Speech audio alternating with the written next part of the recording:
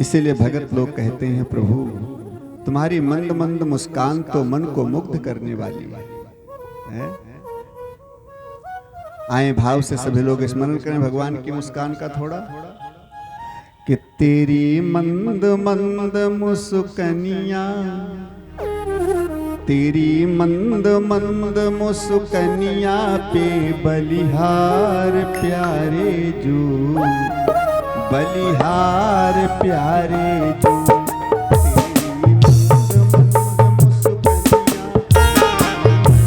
मंद मुस्कनिया पे बलिहार प्यारे जो, बलिहार प्यारे जो, बलिहार प्यारे जो, बलिहार प्यारे जो।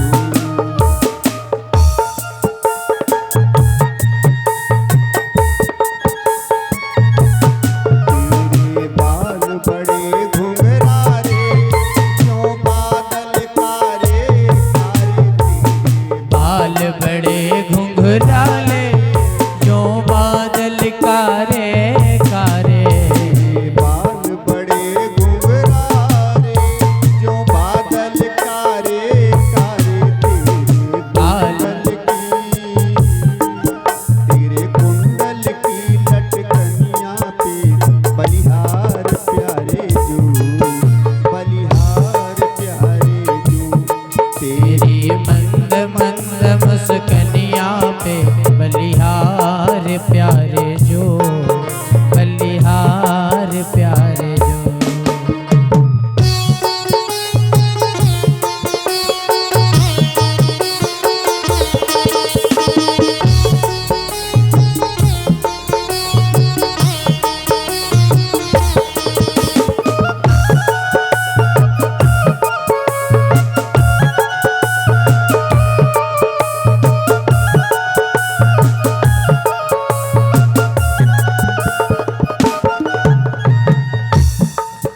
तेरी चाल अजब मतवारी, लगती है प्यारी प्यारी। तेरी चाल बड़ी मतवारी, लगती रे कारी कारी। तेरी चाल अजब मतवारी, लगती है प्यारी प्यारी। तेरी चाल बड़ी मतवारी, लगती है प्यारी प्यारी। तेरी मधुर मधुर, तेरी मधुर मधुर पैजनिया पे बलिहार प्यारे जो, बलिहार प्यारे जो। तेरी मंद मंद मुस्कनिया पे बलिहार प्यारे जो, बलिहार प्यारे जो।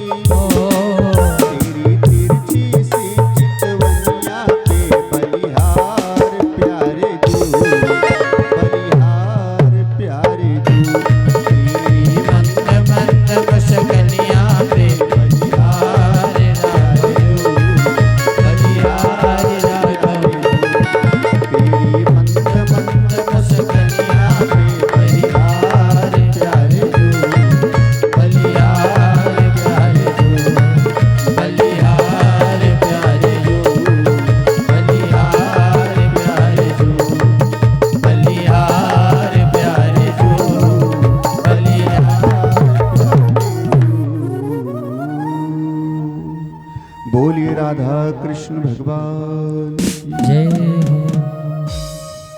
हमेशा खिला रहता है चेहरा। ऐसे भगवान कन्हैया की लीला द्वारिका की बड़ी विचित्र है। अब सारी लीलाओं को भगवान कन्हैया की इतने में ही समझ लें।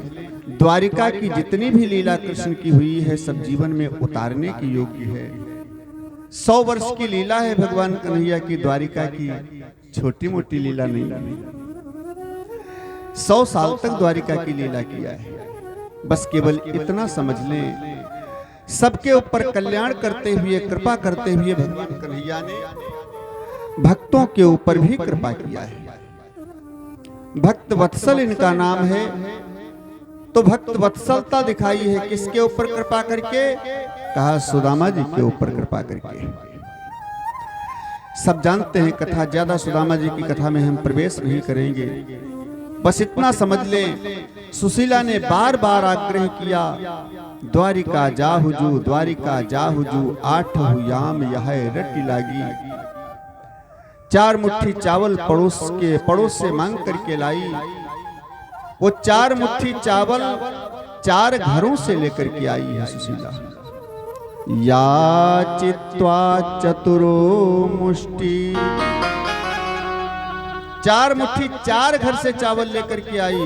परीक्षित ने कहा 4 घर से क्यों लेकर के आई? सुखदेव जी कहते हैं इसलिए कि भगवान कन्हैया जब पूछेंगे मेरे पति से क्या हाल चाल है, तो मेरे पति तो एक ही जवाब देंगे, मेरे से ज्यादा आनंद में और मेरे से ज्यादा प्रसन्न सुखी इस संसार में दूसरा कोई नहीं है। क्योंकि हमारे पति तो परम संतोषी, लेकिन भगवान को यह पता कैसे चले कि 4 मुट्ठी चावल जो भेंट के लिए दिए जा रहे हैं ये भी मांगे के हैं। हमारे घर में कुछ नहीं है, कृष्ण को कैसे पता चले? सुशीला 4 घर से चावल लेकर के आई। 4 घर के चावल होंगे तो 4 तरीके के होंगे, कुछ टूटे हुए किनकी के, कुछ साबुत चावल, कुछ महीन, कुछ मोटे। 4 घर के चावल 4 प्रकार के होंगे। भगवान देखेंगे तो समझ जाएंगे 4 तरीके के चावल हैं, 4 मुट्ठी, इसका मतलब है मांगे के चावल हैं, इसलिए इनके घर में कुछ नहीं है, समझ जाएंगे कृष्ण। तो एक गुप्त पत्र चावल के रूप में सुशीला ने दिया। सुदामा जी ने पोटली बगल में दबाई, द्वारिका चल दिए। लेकिन मेरा मित्र द्वारिका नहीं पहुंच सकता है,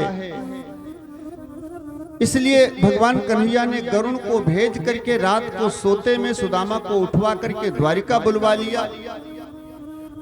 और द्वारिका में भगवान कन्हैया से सुदामा जाकर के मिलते हैं। और जब सुदामा से कृष्ण मिले तो कन्हैया ने इतना प्रेम दिखाया, सुदामा से इतना प्रेम दिखाया। सुदामा जी के पैरों की बीमारी देख करके, पैरों के कांटे देख करके, इतने कांटे लगे हैं पैरों में सुदामा जी के कि पूरा जाल बना हुआ है। एक एक कांटे को निकालते जा रहे हैं, नेत्रों से आंसू बहाते जा रहे हैं और बार बार कहते जा रहे हैं, मित्र ऐसे बिहाल बिवाइन सो, पग कंटक जाल लगे पुनि जोए। हाय महादुख पायो सखा, तुम आयो तय न कितय दिन खोए। और देख सुदामा की दीन दशा, करुणा करके करुणा निधि रोए। और कितना रोए कि पानी परात को हाथ छुयो नहीं, नैनन के जल सो पग धो।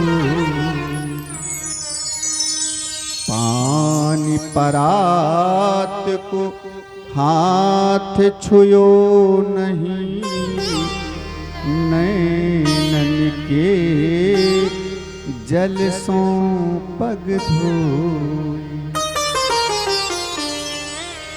भगवान कन्हैया ने नेत्र जल से ही सुदामा जी के चरण धो दिए। यहां कहते हैं जब सुदामा जी का तिलक करने लगे भगवान, तो सुदामा जी की भाग्य रेखा पढ़ लिया। सुदामा जी की भाग्य में लिखा था क्षयः श्री, माने लक्ष्मी नष्ट हो जाए। तो तिलक करते करते सुदामा जी के भाल में, भाग्य में एक अक्षर ज्यादा लिख दिया, छोटा आ, छोटा आ लिख दिया। तो क्षयः श्री का हो गया अक्षय श्री, माने लक्ष्मी कभी नष्ट न हो सुदामा के पास से। एक बात समझें, यहाँ भगवान किसी को देते नहीं है, न किसी को देते हैं न किसी से कुछ लेते हैं। जो भाग्य में लिखा होता है उतना ही मिलता है। एक सूत्र है कि समय से पहले और भाग्य से ज्यादा कुछ भी नहीं मिलेगा। जितना भाग्य में लिखा होगा समय आएगी तो अपने आप मिल जाएगा। समय से पहले भाग्य से ज्यादा कुछ नहीं मिलता है। जो भाग्य में लिखा होगा, जैसे हमारे कर्म होंगे वैसा ही भोगना पड़ेगा। इसलिए सुदामा जी की भाग्य बदली है केवल कन्हैया ने। सुदामा जी को दिया कुछ नहीं। भगवान कौन होते हैं देने वाले? भाग्य बदल जाए आदमी की तो सब कुछ अपने आप मिल जाएगा। इसलिए केवल भाग्य बदली सुदामा की। बड़ा स्वागत किया सुदामा जी का। सुदामा जी चलने लगे तो कृष्ण कहते हैं मेरी भाभी ने भेंट जरूर कुछ दिया होगा। सुदामा देना चाहते हैं लेकिन संकोच के मारे नहीं दे पा रहे हैं। इतने बड़े आदमी को, सोने की नगरी के द्वारिका के राजा को ये 4 मुट्ठी चावल वो भी टूटे हुए किनकी के कैसे भेंट किया जाए? सो मारे संकोच के सुदामा जी दे नहीं पा रहे हैं। भगवान ने सोचा मित्र संकुचित हो रहा है, इसलिए कन्हैया ने दौड़ करके पोटली खींच लिया और जल्दी जल्दी पोटली खोल करके चावल निकाल करके खाना शुरू कर दिया। पहली मुट्ठी तो बिना संकोच के खा गए, दूसरी मुट्ठी भरी तो थोड़ा रुके, संकुचित हुए, खाऊं न खाऊं विचार किया, फिर दूसरी मुट्ठी भी खा गए, तीसरी और चौथी मुट्ठी में विचार किया, खाया ही नहीं। रुक्मिणी इत्यादि स्त्रियों को दे दिया, प्रसाद मिल बांट करके खा लो सब लोग।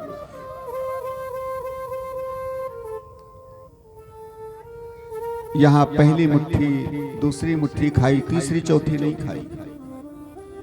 भगवान कन्हैया भाभी सुशीला के दिए हुए इस गुप्त पत्र को पढ़ लेते हैं। पत्र दिया है चावल के माध्यम से, गुप्त पत्र दिया है कृष्ण के नाम से सुशीला ने, और उस पत्र को केवल कृष्ण पढ़ सकते हैं, दूसरा कोई नहीं। क्या बंद करके दिया है? 4 मुट्ठी चावल में 4 वस्तुएं बंद करके दिया है सुशीला ने। कौन कौन सी 4 वस्तुएं? पहली मुट्ठी में वैराग्य, ये पहली मुट्ठी में गरीबी, दूसरी मुट्ठी में वैराग्य, तीसरी मुट्ठी में ज्ञान, चौथी मुट्ठी में भक्ति। तो भगवान पहली मुट्ठी में गरीबी हो तो निसंकोच खा गए बिना रुके। दूसरी मुट्ठी में वैराग्य है तो थोड़ा रुके, सोचा वैराग्य रखूं या न रखूं। सोचा वैराग्य रखना ठीक नहीं है, अगर वैराग्य रह गया सुदामा के पास तो मेरे दिए हुए धन का भोग कौन करेगा? ये तो वैराग्य बनकर चले जाएंगे।